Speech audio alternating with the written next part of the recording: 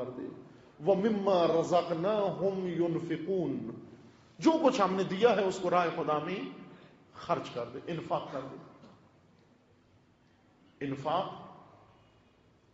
منافق اور انفاق دونوں لفظ ایک ہی ہے لیکن دو جدا جدا صفتیں ہیں, ایک منفی اور ایک مثبت.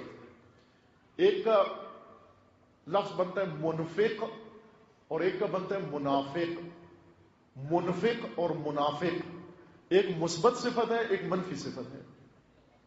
منفق مثبت صفت ہے جو بننا ہے, مومن کی صفات میں سے یہ ہے کہ مومن منفق ہوتا ہے, اور منفی صفت یہ ہے کہ جب منفق نہ ہو تو منافق ہو جائے گا.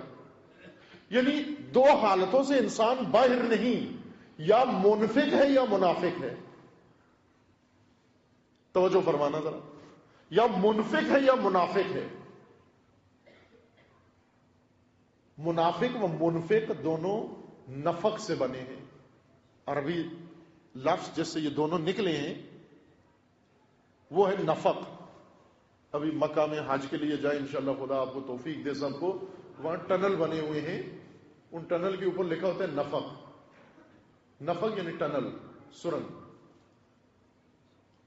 جس کے دو دروازے ہوں. غار اس کو کہتے ہیں جس میں ایک دروازہ ہو, اور نفق اس کو کہتے ہیں جس میں دو دروازے ہوں. نفق یعنی ایک اندر جانے کا دروازہ اور دوسرا باہر نکلنے کا دروازہ. زمین کے اندر ایسا زیر زمین انڈر گراؤنڈ راستہ جس کے دو دروازے ہوں, جس کو آپ ٹنل کہتے ہیں, سرنگ کہتے ہیں, عرب اس کو نفق کہتے ہیں. توجہ فرمانا, نفق ٹنل ہے. انسان اگر زیر زمین راستہ بنا لے, اگر اپنے لیے بنائے, یعنی ایک ایسا انڈر گراؤنڈ مخفی راستہ رکھے اپنے لیے جس کے دو دروازے رکھے, ایک سے جائے دوسرے سے نکل جائے, اس کو کہتے ہیں منافق. اگر اپنے لیے یہ کام کرے. عربی زبان میں منافق اس چوہے کو کہتے ہیں جو کھیتوں میں ہوتا ہے چوہا. کھیت میں اگر جائیں تو کئی سوراخ ہوئے ہوتے ہیں, گندم کے کھیت میں یا دوسرے کسی کھیت میں کئی سوراخ ہوئے ہوتے ہیں. انسان یہ سمجھتا ہے کہ یہاں 20 چوہے ہیں, حالانکہ ہوتا ایک ہی ہے. وہ ایک ہی چوہا ہے, اس نے گھر بنایا ہوا ہے اور اس گھر کے کئی راستے اس نے انڈر گراؤنڈ بنائے ہوئے ہیں. ہر طرف ایک ایگزٹ اس نے رکھا ہوا ہے. انٹری ایک ہوتی ہے, ایگزٹ بہت رکھے ہوتے ہیں اس نے. چونکہ اس کو پتا ہوتا ہے کہ یہ کسان یہ میرا تعاقب کرے گا, اگر وہ اس بل میں آئے اس کو کھو دے میں دوسرے سے نکل جاؤں گا, اگر اس کو کھو دے وہ تیسرے سے نکل جاتا ہے. لہذا کبھی بھی کھیت کا چوہا کسی کے قابو نہیں آتا, چونکہ اس نے زمین کے نیچے ایک جال بنایا ہوتا ہے راستوں کا, اور کسی دوسرے طرف سے نکل جاتا ہے.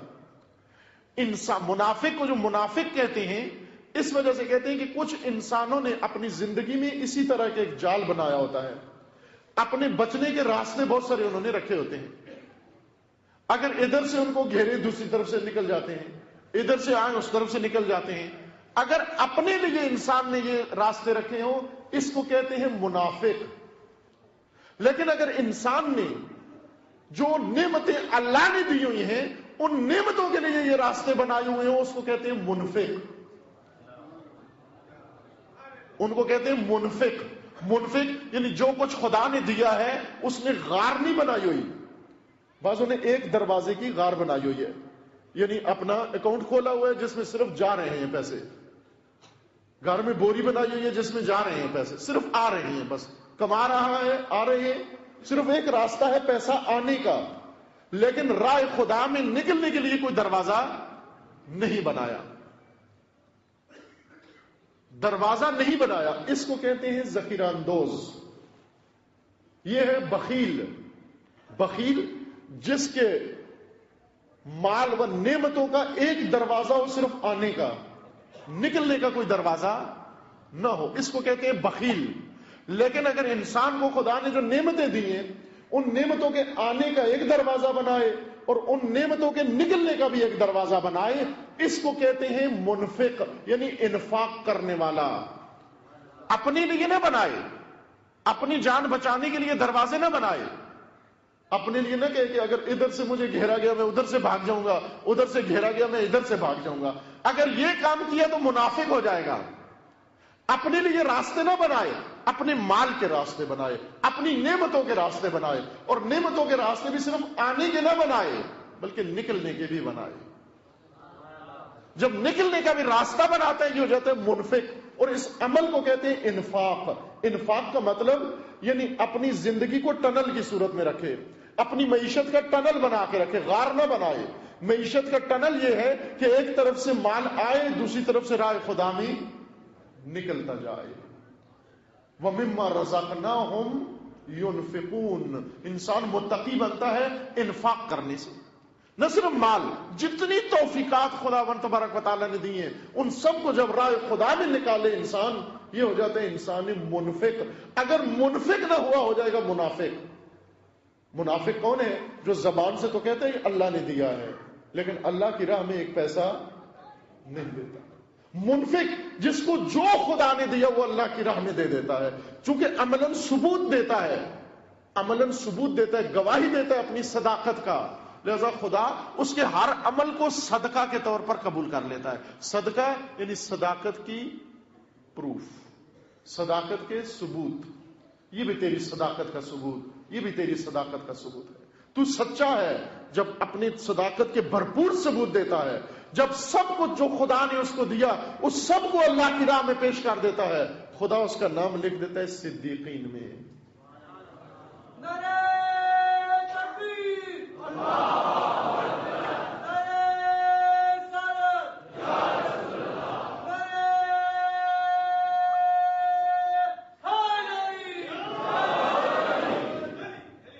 اور کچھ بیماریاں جیسے کہا نا، بیماریاں کچھ جسمانی ہیں کچھ روحانی ہیں، روح کو لگتی ہیں. بخل، حسد، کینہ، نفرت یہ روح کی بیماریاں ہیں. ہیپاٹائٹس یہ جسم کی بیماری ہے. صدقہ دونوں پر اثر انداز ہوتا ہے کہ صدقہ دینے سے انسان کے حق میں وہ مخفی اسباب اللہ نے جو بنا رکھے ہیں شفا کے لیے وہ بھی خدا ان کو ایکٹیو کر دیتا ہے، اور ظاہری اسباب کے ساتھ ساتھ ان ذریعوں سے بھی انسان کو شفا ملتی ہے. لیکن صدقہ در حقیقت ایک تیسری قسم کی بیماری کا بھی علاج ہے، اور وہ ہے سماجی بیماریاں، معاشرتی بیماریاں، اجتماعی بیماریاں جو امتوں کو لگ جاتی ہیں. صدقہ ان بیماریوں کا بھی علاج ہے. چند احادیث آپ کی خدمت میں صرف تبرک و تیمن کے طور پر کہ یقین ہو جائے ہمیں جو کچھ آپ کی خدمت میں عرض ہو رہا ہے اس کے بارے میں.